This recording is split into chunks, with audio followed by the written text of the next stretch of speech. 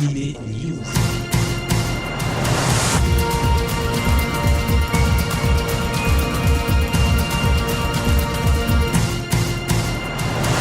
Salut à tous, c'est Alex, au micro de Générique Kids. Il est l'heure d'Anime News, je vais vous parler manga, animation, des news, des chroniques, des annonces, tout ça dans Anime News, dans le 229e Anime News autour de Geekopolis, Taifu, Pika, Tonkam et Delcourt, les éditions Komiku. Il serait aussi question de Game One, de AB Vidéo et de Eurozoom et Kana Vidéo. Vous êtes prêts pour cette semaine ? Eh bien, c'est parti. Les 23 et 24 mai se tiendra le festival Geekopolis à Paris, porte de Versailles.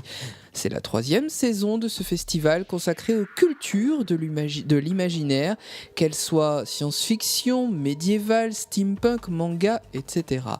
High-tech, jeux de plateau, design et jeux vidéo se côtoient une fois encore dans cette cité des geeks tout le week-end, donc les 23 et 24 mai.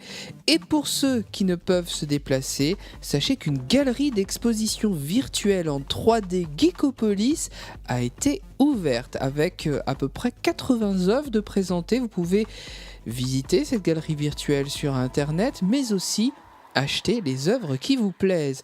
Pour visiter la galerie, une seule adresse, http://myownartgallery.com, ça s'écrit MYOWNARTGA2LERY.com /artiste au pluriel /Geekopolis.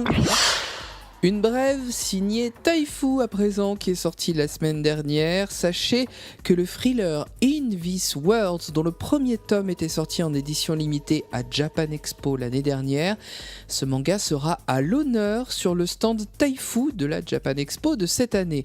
En effet, le tome de collector édition limitée sortira à l'occasion du salon. Mais cerise sur le gâteau, les deux auteurs seront présentes à Japan Expo 2015. Ne manquez pas donc ce rendez-vous sur le stand Taifu à Japan Expo, ce sera début juillet. Du seinen, le 20 mai, chez Pika, c'est Another et son tome 1. 26 ans séparent deux classes du collège Yomiyama Kita.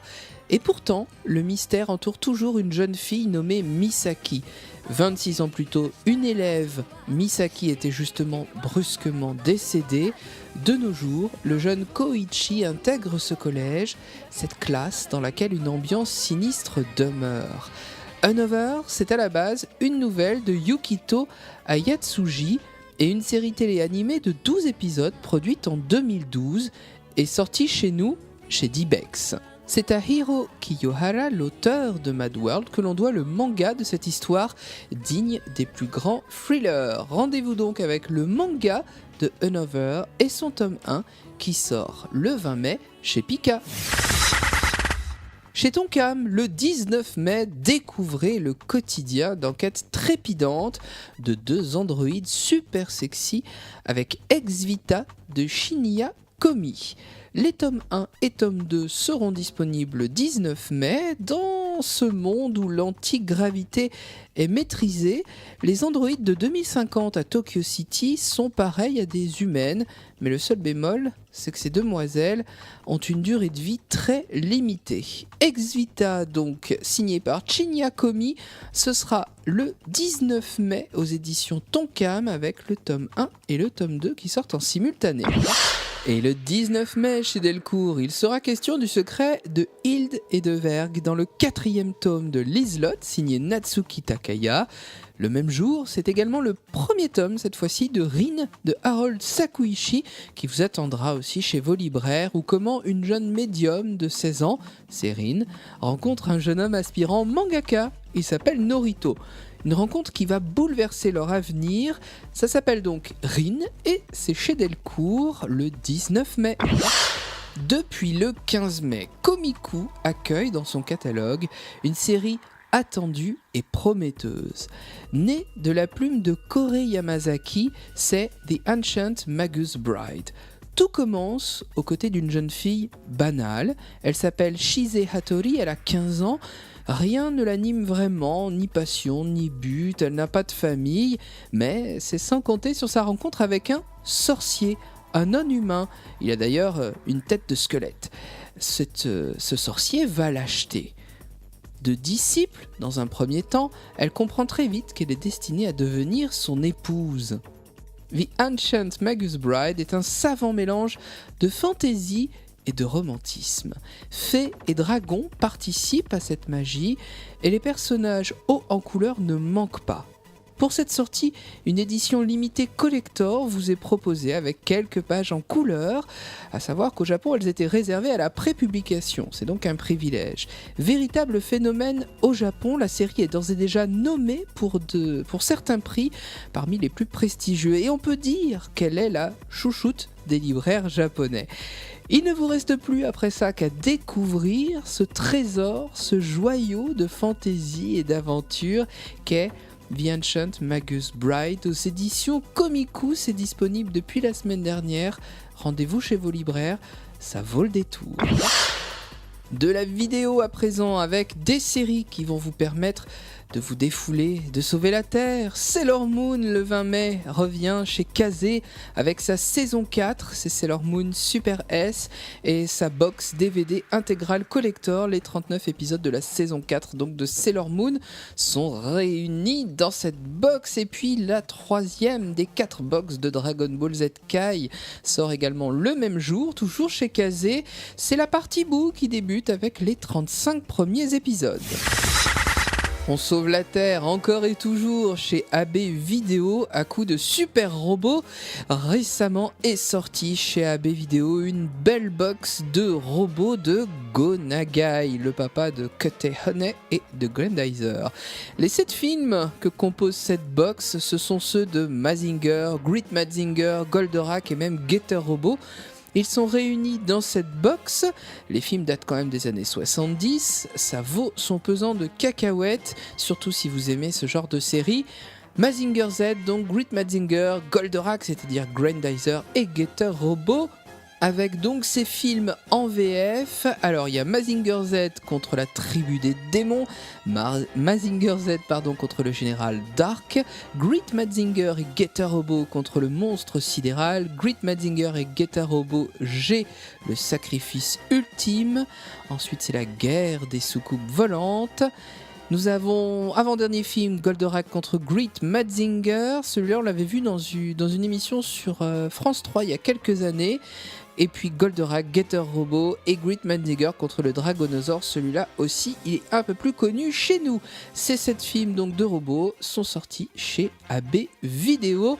Et vive Go Nagai, vive les 40 ans de Goldorak. La chaîne Game One accueillera 2 nouvelles séries sur son antenne. La première, c'est Maggie the Labyrinth of Magic. La diffusion débutera le lundi 18 mai en version française. La série sera diffusée toute la semaine, du lundi au vendredi à 18h25 et retrouvera notre jeune Aladdin, un garçon étrange qui est toujours armé de sa flûte et qui fait équipe avec un certain Ali Baba qui a soif de richesse et de gloire. Ils vont devoir franchir des labyrinthes, parcourir des ruines, de l'aventure, des épreuves, une quête. Voici le sel de ce dessin animé où combat et humour font bon ménage. L'animé avait déjà été diffusé sur J1, la petite sœur de Game One, et l'histoire vous la connaissez certainement puisque le manga est édité chez Kurokawa depuis 2011. À ne pas manquer, une jolie série d'aventures, Maggie the Labyrinth of Magic, donc tous les soirs de la semaine à 18h25 sur Game One. Et puis un peu plus tard, dans un style beaucoup plus sombre, c'est Deadman Wonderland qui rejoint l'antenne de Game One. Il sera diffusé à minuit 10 tous les jours de la semaine et vous pourrez donc redécouvrir, c'est pas très joyeux mais c'est pas grave, le quotidien de Gonta, un jeune homme de 14 ans qui est injustement accusé du massacre de tous ses camarades de classe. Il se retrouve jeté en prison et va devoir lutter pour sa survie. Vous aviez découvert cette série sur le Dailymotion de D-Bex, c'était en avril 2011. Voici l'occasion de redécouvrir cette courte série donc à l'antenne de Game One tous les jours à minuit 10. Enfin, ne manquez pas, cette fois-ci dans les salles de cinéma, Naruto The Last. Depuis la semaine dernière, le 13 mai, est sorti en salle sur grand écran en France le tout dernier film de la saga Naruto qui conclut la série distribuée par Eurozoom en partenariat avec Kana.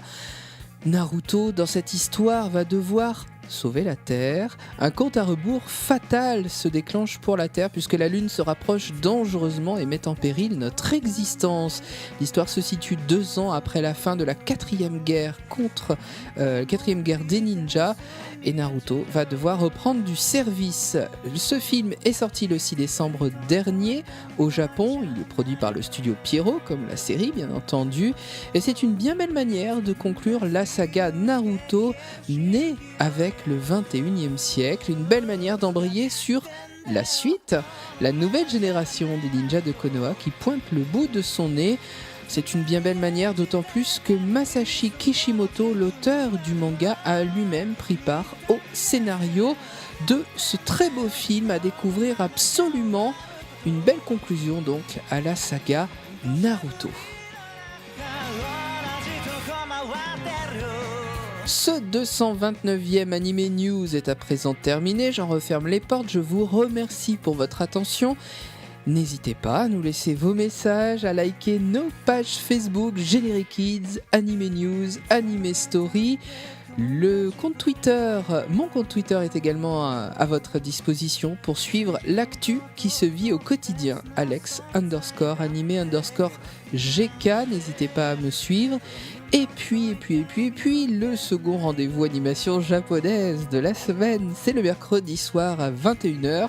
Le mercredi, c'est permis, le mercredi, c'est Anime Story. Je vous parle d'une série que vous avez aimée.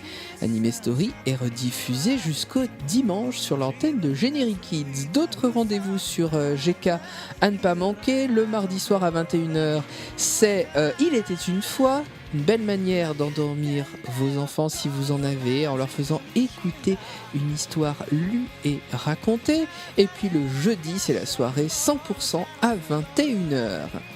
Il ne me reste plus qu'à vous souhaiter une excellente semaine à l'écoute de Générique Kids. Les programmes continuent, ne décrochez pas, vous êtes sur Générique Kids, vous y êtes bien alors.